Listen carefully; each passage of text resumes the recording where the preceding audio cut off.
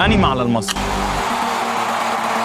هولوجرامات بتغطي السماء، بس في لحظة معينة حصلت حاجة غريبة. كم هائل من الإضاءة اتوجه ناحية قمة الهرم، بس فجأة الناس كلها اتجمدت مكانها. الموضوع ابتدى برموز ظهرت على الشاشة، مثلث وعين، دواير بتلف حوالين الضوء.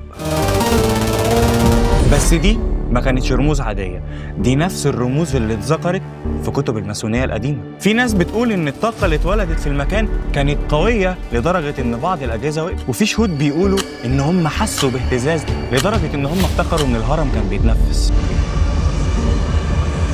ناس خرجت وقالت إن هي شافت وجوه وسط الليزر مش بشرية، وناس تانية قالت إن في كائنات ضوئية كانت بتتحرك حوالين الحشد، وبعد كده اتقال إن في تسجيلات اتمنعت من النشر.